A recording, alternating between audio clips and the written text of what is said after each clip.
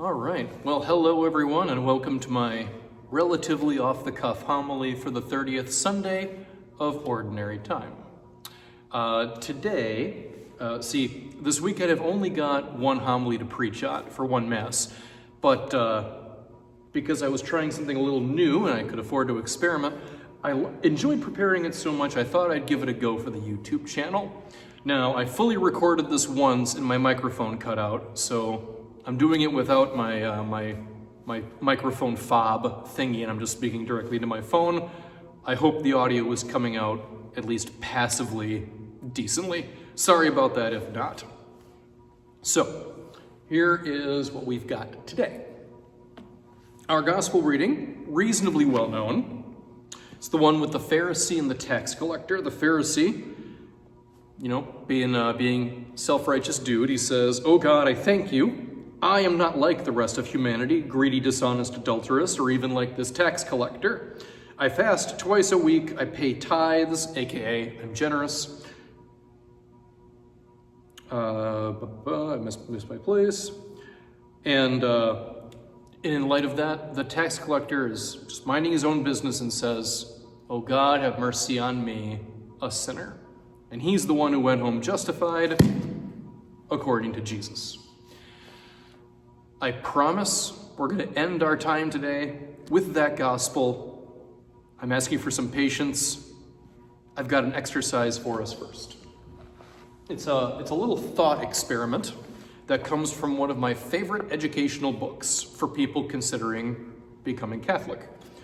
It's called How to Survive Being Married to a Catholic. And just right off the bat, just to get a little plug in there, I really like the attitude of it all, right here on the first page. This book is not a PR job for the Roman Catholic Church. It's written as honestly as possible, and in some places it points out where the church may have had a bad influence on your partner. 2, the book is not trying to prove that Catholic beliefs are true. It's just trying to show what they are and what they mean to Catholics. And 3, this book is not trying to persuade you to become a Catholic. The book exists purely to help you understand your partner and why it is Catholics do what they do and believe what they believe. Great start to an educational book on the faith. So, my favorite part of this book is this exercise. Now, and it's about values. Here's the setup. You and your partner, a baby is on the way. It's your first, let's just say. And your fairy godmother shows up and says, "Hey, you're about to have a baby, congratulations. Well, you know what? You guys are such great people. I'm going to offer you a classic fairy godmother style wish. I've got 2 magic cookie jars here. You may choose up to 3 things for your baby. And your baby will have these 3 things for the rest of their life. You don't have to worry about this part of your child's life. And there's no trickery here. It's not like we're taking 10 years off their lifespan per wish or anything like that. This is a purely benevolent wish. But there's one condition. You have to take up to 3 things from one jar or the other. No mixing and matching. So you go red jar gifts or blue jar gifts, and you got to stick with your decision. So, what'll it be?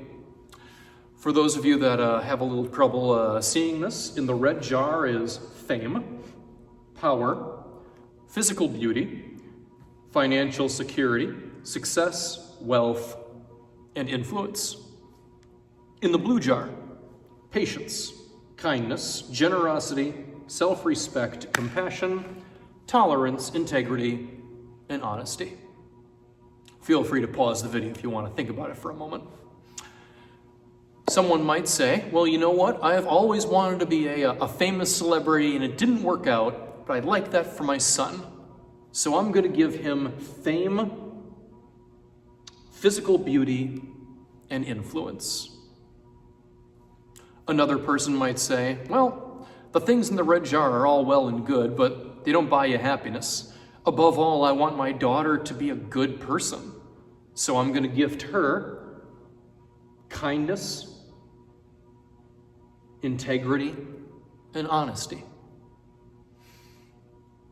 I think we can all agree there's no real wrong answer here. All of these things are worthy things that you would want for your child, certainly. Here's the twist, though.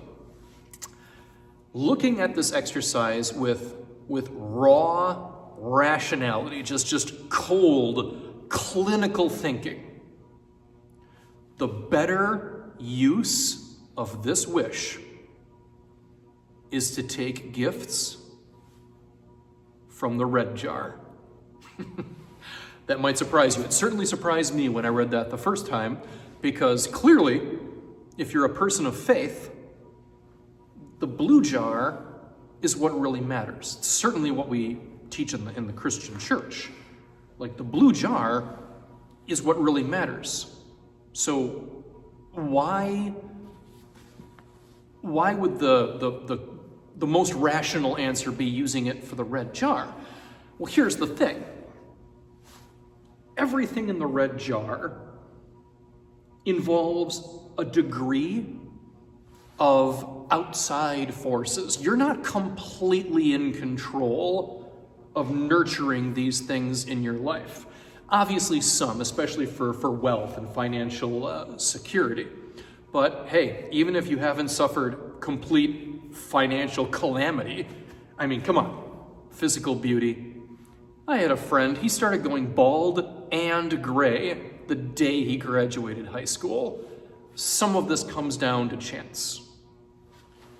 However, the things in the blue jar are within us, and it is within our power at all times, no matter where our life is, to grow in anything of the blue jar.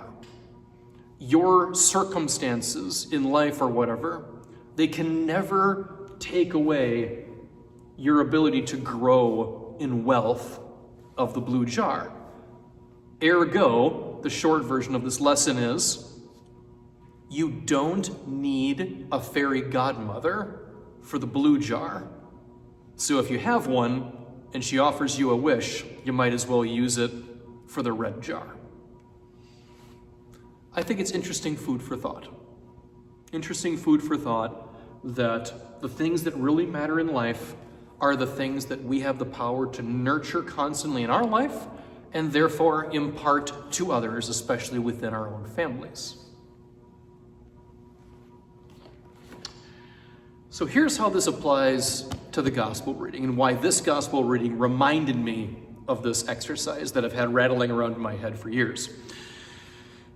The Pharisee was being prejudiced. Okay, he was prejudging the tax collector.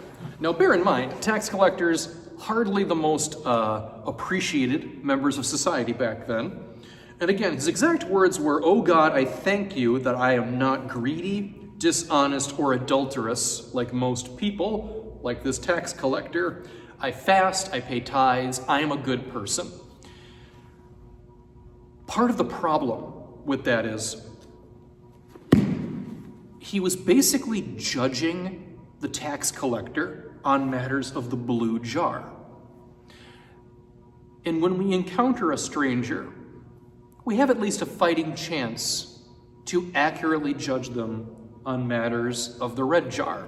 If you see someone, you have a fighting chance of understanding their general level of wealth, for instance, or whatever.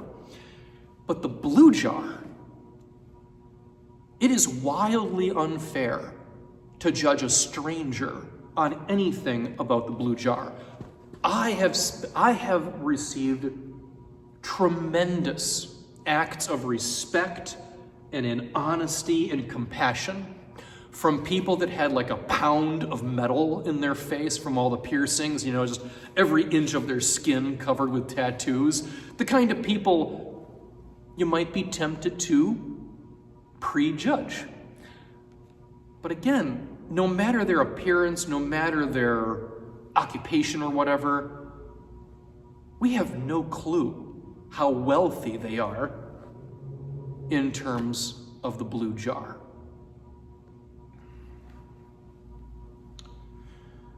The tax collector was minding his own business, and trying to make himself right with God. That is what made him justified in the gospel reading.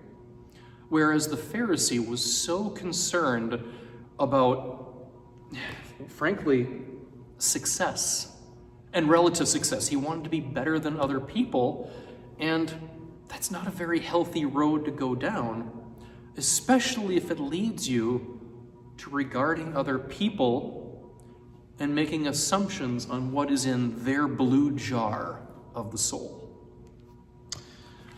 So, I know that's kind of an odd lesson, generally speaking, but I hope it was worth some unique thoughts and considerations on your own.